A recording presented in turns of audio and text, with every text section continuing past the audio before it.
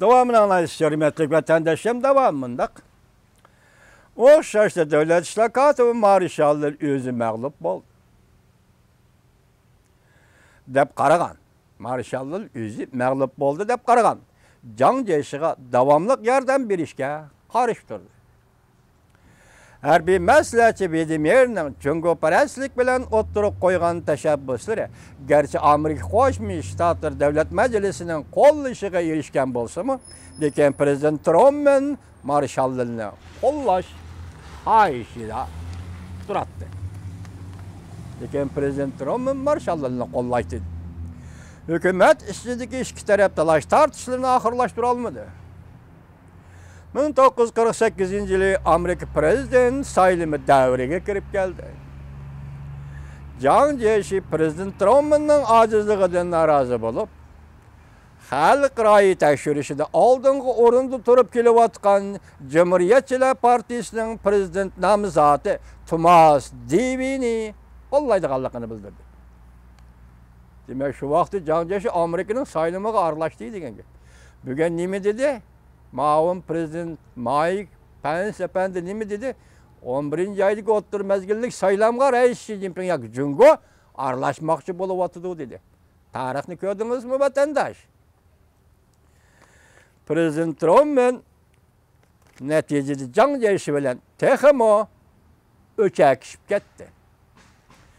Thomas Devi prezident bo'lib saylandigan vaziyat biroqli o'zgarib ketib, prezident Trump'ning qayta prezident bo'lib, Amerika qayta prezident bo'lib saylandi. Demak, Can ceşi qarshi tarafni qo'llab qo'ydi. Prezident Trump'ning qarshi tarafini qo'llab qo'ydi. Can ceşi bilan Trump'ning munosabati buzildi degan gap. Prezident Trump Can ceşidan g'azablandi. Can ceşini Amerikaning Jungoga yordam qilgan 700 million dollar pulni o'g'irlagan o'g'ri deb atadi. Endi 3-chi xil kuchlar, ya'ni Xitoylar ichidagi Sun Liren, Hushi qatorliqlarning qaysi birisini Can ceşining o'rniga qo'ymoqchi bo'ldi. Bugungi Uyg'urlarning vaziyati qarasangiz, dal mana shunday vatandosh. Diqqat qilib qo'ying, ha. Hatto Yoshirin odam avatib, Jungo Kompartiyasi bilan bu to'g'rida maslahatlashdi. Hem Yoshirin odam avatib, Jungo Kompartiyasi bilan bu to'g'rida maslahatlashdi. Ya'ni Can ceşini elib etib, uning o'rniga Sun Lirenni qo'yish yoki Hushini qo'yishdan iborat masala bo'yicha Jungo Kompartiyasi bilan maslahatlashdi deydi. Shu vaqtdagi Amerika hukumati. Prezident Trump'ning Kompartiya qarshtirishdan voz kechdi. Jungoda prezident Trump'ning Jungoda Kompartiya qarshtirishdan voz kechdi. Bu ish Davlat Majlisining va Cumhuriyetçiler Partiyasining hushyorligini qo'zg'adi. Hozir, kechiringlar, harbiy maslahatchi Vladimir doklad e'lon qilib, bu nuqtani allaqachon eskartgan edi shu vaqtda. 1948-yilning oxirida prezident Trump'ning Can ceşidan butunlay voz kechganligini e'lon qildi.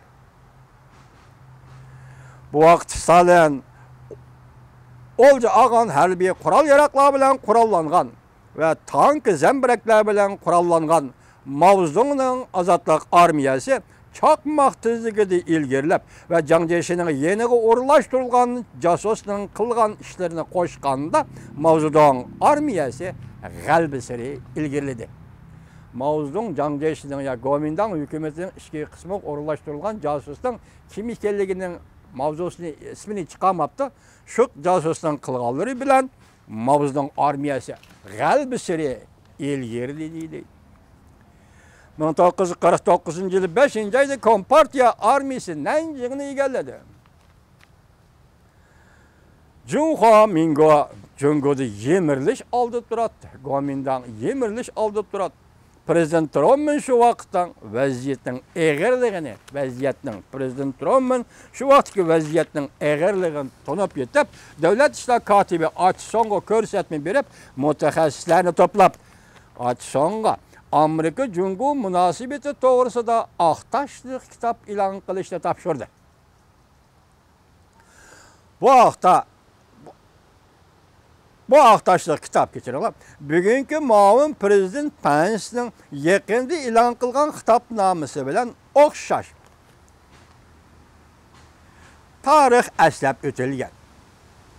1844-yil imzolangan Wang Sha shartnomasidan boshlab bir asrlik Amerika-Jungo munosabati so'zlangan 8 boblik, 1000 betlik aqtaşlıq kitapda köp qismida 2. Dünya urushidan keyin Jiang Jiechiga bergan har xil yordamlar tushuntirilgan.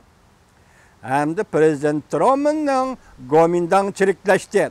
Harbiy jihati iqtidorsiz Jiang Jiechi'ni qutqizib qolg'ili bo'lmaydi deydigan qarashla aqtaşlıq kitapga kirgizilib, Amerika Cumhuriyeti hukumatini o'zliksiz qo'llagan bo'lsa shu chaqda Jungo quruqligini Kompartiyaning egallaydiganligidan iborat oqibatni o'zgartgili bo'lmaydiganligini aqtaşlıq kitap orqali shu vaqtda Trump hukumati aqlamoqchi bo'ldi.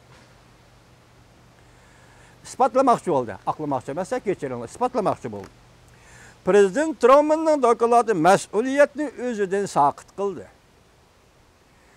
Jungo quruqligini qo'ldan berib qo'yishning baş xatolashuvchisi Amerika emas. Prezident Trump emas. Balki Jiang Jiechi va Kuomintang demoqchi bo'ldi. Amerika endi qayta Kuomintang hukumatiga yordam qilmaydigan bo'ldi. Jungo Kompartiyasi hukumatini e'tirof qilmaydigan bo'ldi.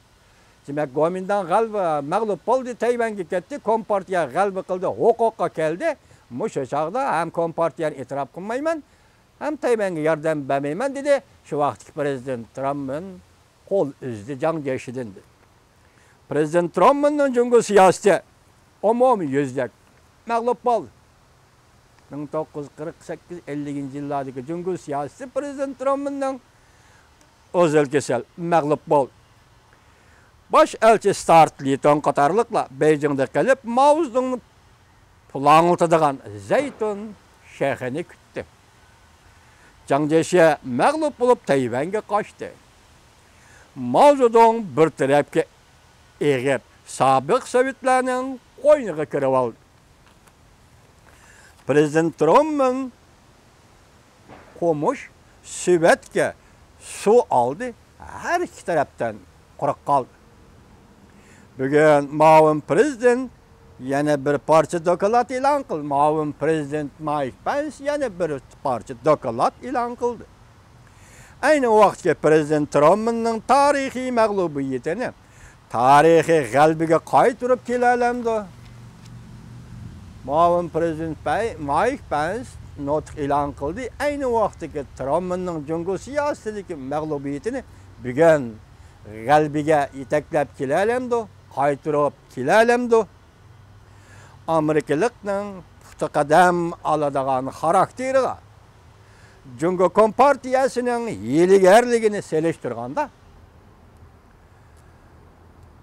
yana kim mag'lub bo'ladi, yana kim g'alaba qiladi. Savol. Tunugungi tarixni 5 qo'ldek biladigan tarixshunoslar go'yo nimanidir tushungandek miyig'ida kulib qo'ydi. Tarixni 5 qo'ldek biladigan tarixshunoslar go'yo nimanidir tushungandek miyig'ida kulib qo'ydi. Demak, bu Jungo Kompartiyasi Jungoda hokimiyat beshi qanday yetib keldi? Avtor nima demoqchi? Prezident Trumpning siyosiy, xato siyosati Kuomintangni mag'lub qilib, Kompartiyani g'alaba qiladigan o'ringa ko'tarib, bugungi Jungo Qizil Kompartiyaning, hozir Kompartiyaning hukmronlik ostiga tushib qoldi. Endi bu tarixni Mike Pence, prezident Mike Pence bu mag'lub bo'lgan tarixni g'albiga yetaklab kelalamdi yo'q. Hammamiz buning qarab turyapmiz deydi bu maqolani yozgan avtor.